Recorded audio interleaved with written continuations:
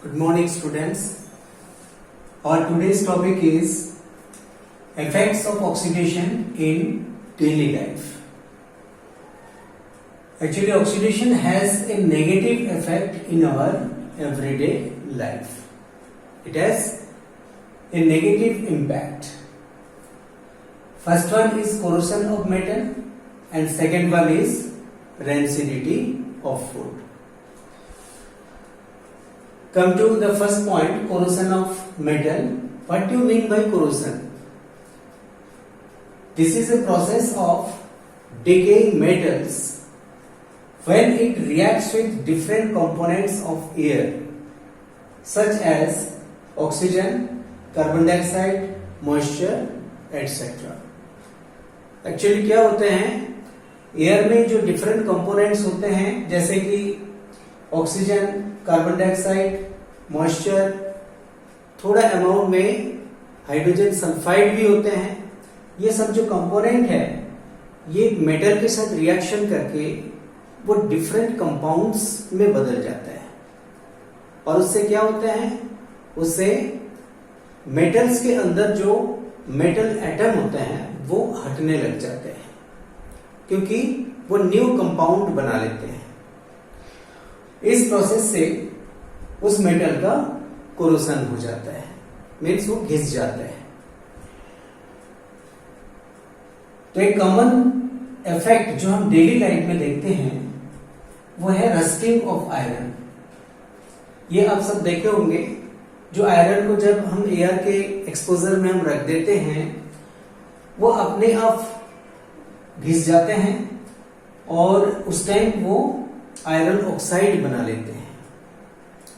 Iron में जंग लगते हुए देखा आपने, तो जंग लगते हैं या जो रस्टिंग होते हैं वो एक्चुअली फेरिक ऑक्साइड होते हैं और उसमें कुछ वाटर मॉलिक्यूल भी आ जाते हैं as crystal water.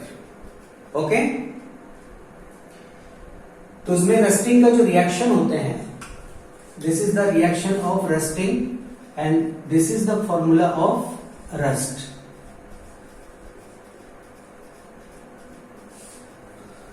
The equation of rusting is 4Fe plus 3O2 plus 2XH2O arrowhead 2Fe2O3 XH2O. The chemical name of rust is hydrated ferric oxide. Got it? Hydrated ferric oxide. तो यहां पे आप देख रहे हो हम X यूज कर रहे हैं, यहां पे पर्टिकुलर कोई संख्या हम यूज नहीं कर रहे हैं. बैलेंसिंग ऑफ इक्वेशन में आपको समझाया गया था जो यहाँ पे कुछ नंबर्स, होल नंबर्स हम यूज करते हैं, लेकिन यहाँ पे X यूज कर रहे हैं. इसका कारण क्या है? इसका कारण ये है, जो रस्ट का मॉलिक्यूल बनते हैं और उसमें जो क्रिस्टल वाटर एंट्रैप्ट हो जाते हैं, number of crystal water molecule ये फिक्स्ड नहीं होता है. It depends on the availability of moisture. Okay, और क्रिस्टल वाटर का मॉलिक्यूल फिक्स्ड नहीं होने के लिए हम यहां पे X लिखते हैं. X is used as an unknown quantity.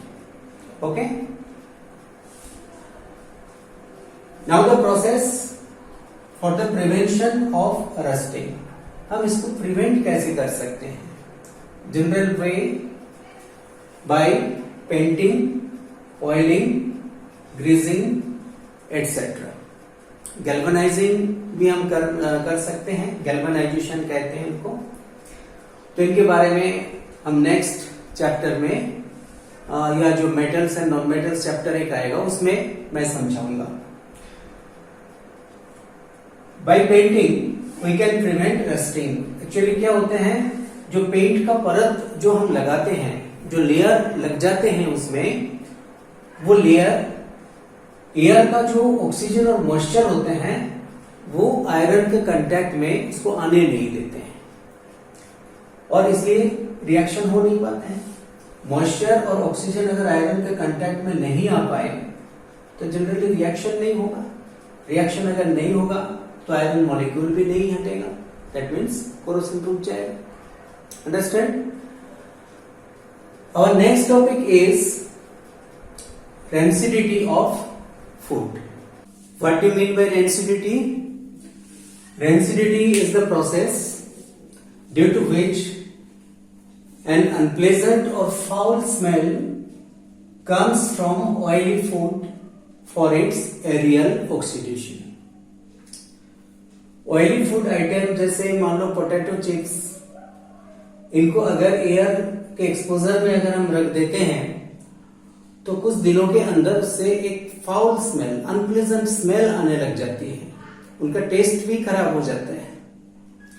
तो ये जो इंसिडेंट है इसको ही हम कहते हैं रेंसिडिटी। अंडरस्टैंड? तो ये एक नेगेटिव इफेक्ट है हमारे लाइफ में। रेंसिडिटी एक नेगेटिव इफेक्ट है। इससे different food items, mainly oily और फैटी फूड आइटम्स जो होते हैं ये खराब हो जाते हैं। तो इसको हमें रोकना है, तो हम प्रिवेंट कैसे कर सकते हैं, कैसे रोक सकते हैं इसको?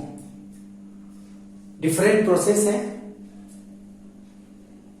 First one is by adding antioxidant like BHA and BHT। जब हम कोई एक फूड आइटम को हम प्रोसेसिंग करते हैं उसके साथ ये केमिकल्स मिला देते हैं, BHA और BHT, इन दोनों में से कोई एक केमिकल मिला देते हैं। ये एंटीऑक्सीडेंट का काम करता है, मतलब ऑक्सीजन को फूड के साथ रिएक्शन करने नहीं देते हैं, और इसलिए हम इन दोनों केमिकल को एंटीऑक्सीडेंट्स कहते हैं। What is the full form of BHA? BHA is butylated hydroxy anisole,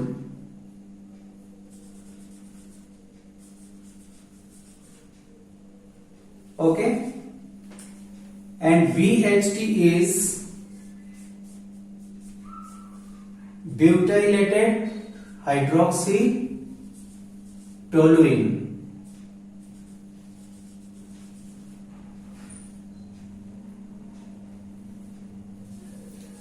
These are the full forms of BHA and BHT.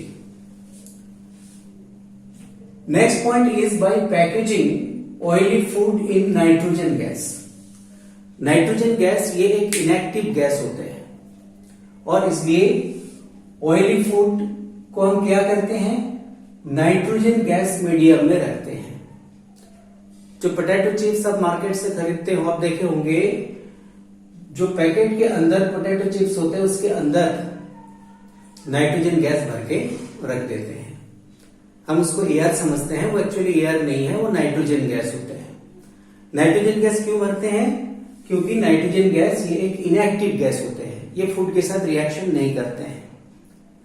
और ऑक्सीजन गैस अगर थोड़ा बहुत चले जाए तो ऑक्सीजन गैस को वो डाइल्यूट कर देते हैं। डाइल्यूटेड फॉर्म में ऑक्सीजन गैस इतना एक्टिव हो नहीं पाते हैं, और इसलिए फूड आइटम उसके अंदर बहुत दिन तक ठीक रह सकते हैं, और इसलिए हम नाइट्रोजन गैस भरते हैं। Point C, by keeping food in refrigerator.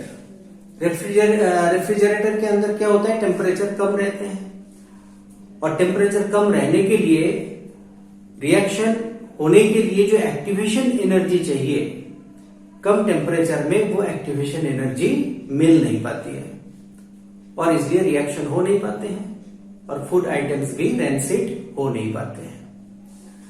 और इसलिए रेफ्रिजरेटर के अंदर जब हम ऑयली फूड रखते हैं वो भी बहुत दिन तक रह सकते हैं। Next point is by storing food in airtight container. Airtight container में रखें फूड आइटम को तो नेचुरली ऑक्सीजन उसके अंदर जा नहीं पाते हैं, और इसलिए फूड आइटम्स के साथ एरियल ऑक्सीजन जो होता है वो रिएक्शन कर नहीं पाते हैं, और इसलिए रेंसिड हो नहीं पाते हैं।